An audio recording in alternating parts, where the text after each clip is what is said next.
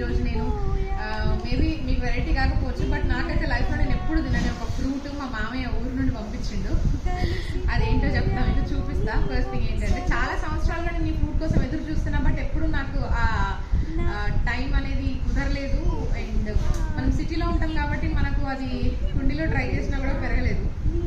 So మా మామయ్య వాళ్ళ ఇంట్లో చెట్టు ఉండే కొనుగోడు అనే విలేజ్లో మా మామయ్య చాలా లాస్ట్ ఇయర్ కూడా కాయలు ఇంకా కాయలేదు అని ఎదురు చూసిండు. ఈరోజు కాస్తున్నాయి కదా, లక్కీగా మమ్మీ వెళ్ళగానే ఫస్ట్ నా కోసం మరీ కోడల కోసం అని మనవరాల కోసం పంపించిండు. ఫ్రూట్ ఏంటంటే,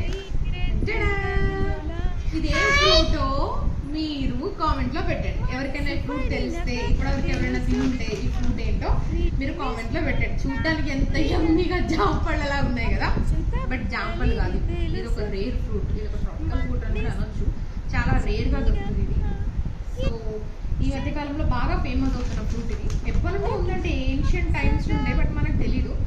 చాలా కష్టపడి, చెట్టు చాలా డెలికేట్ గా ఉంటుంది. ఈవెన్ దో చాలా కష్టపడి మా కోసం కోసుకొని మరి తీసుకొచ్చాను. మీకు ఎవరికైనా ఈ ఫ్రూట్ ఏంటో తెలిస్తే కామెంట్ చేయండి. Please do subscribe. So friends, actually ఇవి తినడానికి రెడీగా అయితే లేవు, తినే వీడియో లేకపోతే ఇప్పుడే తీసేదాన్ని. ఇది ఒక 2 days మగ్గాలంట. సో అవి ఏం చేయాలంటే, రైస్ లో ఒక 2 days తవ్వి రైస్ లో పెట్టి కవర్ చేసిన తర్వాత 2 days లో బాగా పండుతాయి. ఇప్పుడు ఇక్కడ రైప్ అయినాయి కానీ ఇంకా కంప్లీట్ గా రైప్ అవ్వలేదు. ఇలా గట్టిగా ఉన్నాయి, ఎంత చేసినా కూడా రావట్లేదు.